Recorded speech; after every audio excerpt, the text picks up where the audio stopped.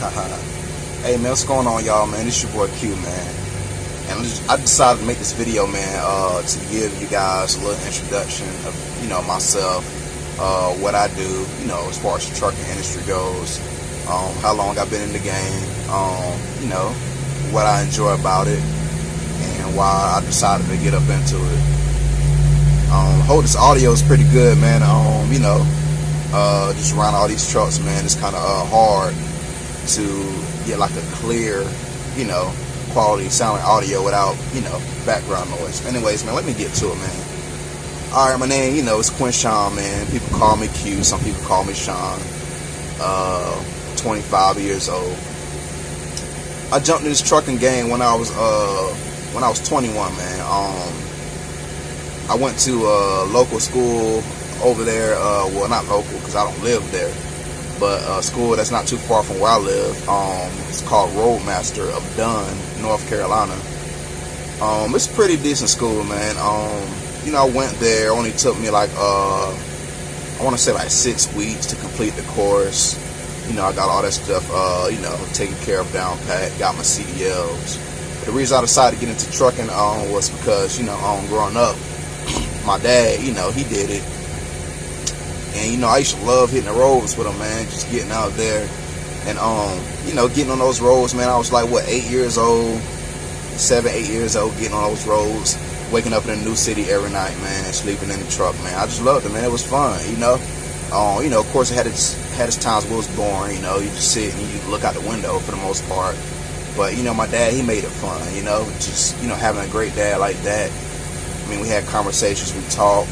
We did a lot of things, and it just made it fun, man. So I was like, you know what? I mean, maybe I might do it someday, I mean, I wasn't 100% sure at 8 years old, but, as I got older, I was going to get into the military because that seemed like that's what a lot of people in my family tend to do, and friends as well. I was going to get into the military, man, but I was just looking at, I mean, I'm pretty sure some decent pay, certain parts, certain branches, and depending on what you do, but overall I just didn't think that it was worth it, man. Of course they got those benefits, whatever, after you retire and all that, but I don't know, I just didn't feel like it was for me, man. I mean, a lot of people look at me and they be like, oh, you got a military bill, you must be military. Like, I get that all the time. Like, every time I go on a Lowe's, Walmart, or whatever, they trying to offer me military discount, man. So just off rip, just because I'm athletic and I carry myself well, but hey, that's if you join the military, no dirt to you, that's great. I have a lot of family and friends in the military, I'm proud of them, I'm happy for them, and they live that lifestyle, and it's, they doing it well. But I chose to get into trucking, man. And I enjoy it, man. It's a pretty good job, man. Other than starting off, like I said, the first company I went to, it was Swift. Everybody, got their thing to say about Swift, man. But I went to Swift, man. Ran through 2 mentors. First guy they paired me up with was a guy on the Dollar General account. And you guys know that with Swift, it's about the hours and the driving. You got to get a certain amount of hours driving, miles or whatever the case may be. And those Dollar General guys, they don't really have a lot of drive time hours, because most of their stops are, within a few hundred miles, of where they pick up from. The Swift terminal I was based out of was Charlestown, Virginia, whatever, Richmond, Virginia. It was Charlestown, Charles City Road. That's where it was, right over there in Richmond, man. And like I said, the Dollar General account that they had me teamed up with, whatever, in my training was with a guy, and he picked up out of South Boston, Virginia. So he don't really do a lot of driving, man. It was more so on duty time, unloading. So if I would have stayed on with that guy, man, it would have took me months to complete my training, man, because he don't do a lot of driving. Like I said, he does more unloading and stuff, and everything is within distance. Down this big truck, man. This young loud, man. Oh, that's Buddy, man. Cool dude. He just left here, had a good conversation with her. Anyway, so they went with another mentor or whatever. This cat, man, older cat, man. Both of them was older, but this other guy was a little bit older. He was probably in his 50s or something, man. He was a cool guy, man. One thing I'm gonna say, man, you guys, man, when you come into training, man, and you're getting that experience, man, you going with these mentors, man. Just make sure that, you know, you guys be sensible about it, man. Try to keep your head on, because these guys, you know, they don't do things exactly how you do it, you know. Then on top of that, whatever, you're automatically a rookie in their eyes, and, you know, they're cautious, thinking that you're going to damage your truck or whatever the case may be. They're just extra tensions. Not all of them, most of them are, man. They just be on you, man, and you just gotta make sure you just keep your composure, man. Don't let them try to, you know, steer you in a different direction. Don't let them try to discourage you, or, you know, make you feel less than. So just know that, you know, you in this truck for a certain amount of time. As long as you know, make it through the process, you can get out and get your own. That's the biggest, that's the hardest part, man, and being away from family. So, you know, I knocked it out with this guy, completed the rest of my time with him. I got on, you know, got in my own truck. And, you know, I knew that, you know, I didn't want to do OTR, you know what I'm saying? So I went in and I got on that Dollar Tree account. I wanted to get on the Dollar General account. You know, you guys know that's easier. All you do for the most part, they got the lift gates. You back up to the store or whatever, and not a dock, but you back up to the store. You roll the carts into the lift gate, and they got these little stoppers that catch the cart. You let the lift gate down, you push them to the store. That's easy as fuck, man. I was knocking that out when I was with my first mentor. Easy, dog. No sweat. That's easy, bro. I can do that in my sleep, man. No sweat, man. I'm fit. I can do that, whatever. But you know, but I stayed too far, man, away from you know, South Boston. You had to be within 75 miles. And, you know, I stayed like 130 miles at the time, 140 miles or whatever, something like that. So they wouldn't let me have it. So, you know, what they would let me have was that Dollar Tree account. Oh, man, I got on that Dollar Tree account, y'all. That's what I did, man. I went there and, you know, I told my dispatcher or whatever, you know, the people that's, you know, asking you about what are you going to do. I told them, hey, man, I don't want to do OTR. So they was like, hey, we got this Costco account. But still, I stayed too far, you know what I'm saying? And I was like, oh, man, what else y'all got? So we got a dedicated Walmart account, but it's full right now. I was like, damn, man. I was like, what else y'all got? I was like, well, we want to say this for last, because a lot of drivers don't like to do it because it's a lot of work, and then it's dead in the middle of the summer, and our turnover rate is really high in the summer.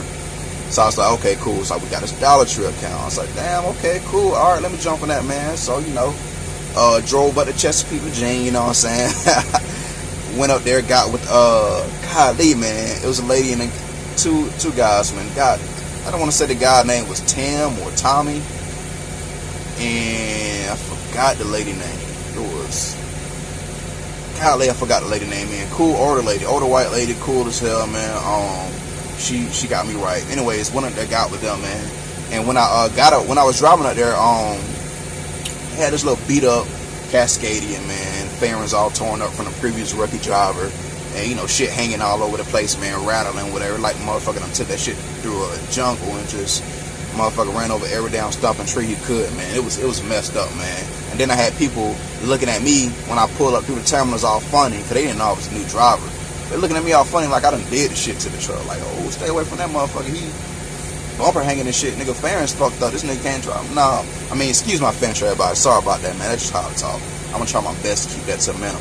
They're looking at me like, man, he done fucked up the truck, man. He done messed it up. And I'm just like, nah, man, I'm new. This like my second day here, man. Like, I didn't do this. When they gave me this truck, it was in this condition. Anyways, so, you know, I drive up there or whatever. And I talk with them. I go on like a little, you know, they make you go on a little run with somebody to, you know, to get an idea of how it's going. You know, I went on a run. It was with this older white guy, man. Well, he wasn't older. He was probably like early 40s, late 30s, early 40s, whatever. He was kind of out of shape, and he wasn't even there that long, so they put me on there with him, man. And you know, he showed me how it's done. I went in there, man. You know, I was knocking them out. You know what I'm saying? Because how it's set up is they got these rollers and they got these Pepsi crates. You put the rollers on top of the Pepsi crates, and pretty much you got to level it out of the truck, whatever, so that it can flow out of the truck efficiently. Then it pretty much rolls out of the truck down into the back of the store. You got crates on the ground too, the concrete. You know what I'm saying? It's like a little assembly line, a process. You know what I'm saying? So you take the boxes, you just put them on top of that, put them on top of the rollers, just roll them off. You know what I'm saying? You do that, whatever. I mean, you can't just roll them off, because some of the rollers be jacked up. But anyways, you get the idea. So, you know, I went there, I knocked that out, man. I did that, man. That was nothing, dog. You know, I got to take care of, man. You know, so, you know, he called them. He was like, hey, this dude did a good job, man. He's better than me, blah, blah, blah. So go ahead and put him on, you know, send the account. Which I knew I was going to get an account anyway, man, because I saw half of the dudes, and I was like, man, ain't no way in hell, good in hell well they gonna put me on that account, man. So anyways, so I went and went back up to the little DC over there in Chesapeake. They gave me my first load, my first assignment. I had to go down to Richmond, Virginia. It was like a 2-stop load. It was 2 Dollar Trees over there in Richmond, Virginia. So I went over there and drove over there. Boom, I'm feeling happy because I'm on my truck. I'm an independent. Not necessarily independent as far as like a contractor, owner, operator, but like I'm not with no mentor no more. So I was feeling good as hell, man. Went down there. Boom, got there the night before. I think I got there like about 7:30. So I was in a little, the Dollar Trees. There's always a damn Chinese restaurant, whatever the case may be in there. So I went in there, whatever, got my food and shit. Ate. Woke up the next morning, went delivered, went to the store, whatever. Knock. Paperwork. Alright, get loaded. I go to the back of the store, man. It's tight as hell. I'm just like, God, leave, man. I see why these trucks tow up. Motherfuckers, they throwing rookie drivers on these accounts, and you barely got enough room to maneuver, man. Like you hitting a bush or scraping a down fence or a pole or something, man. So I kind of started understanding, like, damn, they got specific trucks for the Dollar Tree account. But these turns be so damn tight that, a rookie driver coming that motherfucker knock the bumper off in the first 40 seconds, you know what I'm saying? So, anyways, but, I did pretty good, you know what I'm saying? So, I went, I got it in. And, as I'm getting it, as I get the fucking load in, man, I get it back to the dock, my clutch fucking go out on the truck. And it was already at the funny, and I asked the guy, I was like, hey, man, I'm driving this truck, man. Is it supposed to drive like this? He's like, yeah, man. Just, they don't know shit, whatever. They told me pretty much the truck, alright. So, clutch go out on the truck. So, the motherfucking clutch go out on the truck, whatever. So, I'm pretty much stranded over there. I can't even go to my second stop. So, they had to call somebody else to pretty much relieve the load. The guy picked the load up. I'm riding back with the record guy back to the yard. And, they put me in this on the op truck when I freaking get to, Chesapeake, whatever. They didn't have, I'm not Chesapeake, when I got back to Richmond, Virginia, they put me in on the operated truck because they didn't have anything else available. So they put me this down on an operated truck, whatever, and I got in that truck, whatever, and them Swift trucks, them shit slow as fuck. They do like 62 miles per hour, the company truck. So I got this on an operated truck. This shit did the whole dash. I want to say it did like 80 or 75. But anyways, whatever. So they had me that bitch, and I went up there, drove to Chesapeake. They told me to drive it up to Chesapeake, whatever. They might keep me in it for a little while. They might have something else for me. So me, I'm like, me rookie driver, you know what I'm saying? I'm doing a whole goddamn dash, the Qualcomm going off, and it's like, I forgot the little shit it say. You know what it says when you go over speed, over speed violation or into trip speed, something like that. It just kept going off, whatever, over speed, whatever. It kept going off. The light kept blinking, a little triangular light. I was like, what the hell? That's, what I'm saying? What the world? Like, commuter shit's going 62, so I ain't got to worry about that. So get call from message from my dispatchers, whatever, when I pull over, telling me to slow down and shit, whatever. I'm like, man, whatever, fuck it, I'm trying to get up there. So I guess they saw that I was, doing a whole dash in that motherfucker. Which who not gonna do the whole dash? You give me a truck that, go fast, man, I'm gonna put it to the pedal, man. I ain't paying for fuel. If it was my truck paying for fuel, now I'm knowledgeable of that stuff, then I wouldn't have. But back then as a rookie driver, man, I'm telling that thing, I'm doing it in, bro. You know what I'm saying? Like the future say, man, stand up on the motor. You know what I'm saying? Push the gas, you know what I'm saying? That's how I'm doing it, but so I get up there or whatever, and I'm talking to the guy. I can't remember the guy named Tommy, I want to say his name is. And God, they're trying to figure out the lady name. But anyways, yeah, man, so I get up there or whatever, and I'm talking to the guy Tommy and whatever, and I'm talking to the lady or whatever. She drove like a Mustang, like a red Mustang or something, like not an old, like a 06, 07 by the stuff. I forgot her name. She might still work there. But yeah, I'm talking to him or whatever and her or whatever, and they're like, hey man, so we need to get you a new truck, man, because we can't keep you in that truck, man, because you're going too fast. I'm like, alright, man, okay. So, so they find me a truck, whatever, you know what I'm saying, and this is brand new, like, shit only got like 6,000 miles on the International Pro Star. So I get up in that mug, like, hey man, we might get this to you. So he come back to me 15 minutes later, hey, this truck is yours, driver's not returning. So he gave me that mug, I'm feeling happy, man. Rookie driving a brand new truck. They had a KW, not KW, you had a KW, a T680 next to me. And it was nice as hell too, but what I'm saying, he was like, nah, that we're gonna put somebody else in that, man. That's a little more expensive, blah blah blah. So I'm in this little, I'm in this joint, man, feeling happy, bro. Like, damn, this is my truck. So anyways, everything was together, Dollar Tree account. But the truck was having problems, shit. The damn, it was something with the clutch. was going out on that shit too, man. I'm like, damn, like, am I fucking in these clutches or are they just fucked up?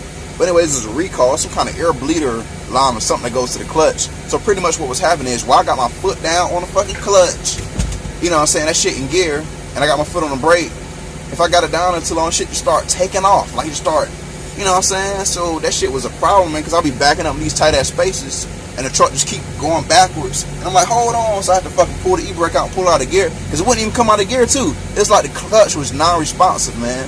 That shit was dangerous as fuck.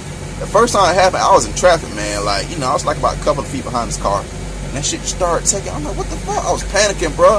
And, you know, I was hitting the horn and shit like, hey, car, pull up. My truck fucking up. Motherfuckers ain't pull up. Anyways, I just turned the truck off, whatever, and shit, and then do the little shit that it do. You know how it do, whatever, when you got it in gear.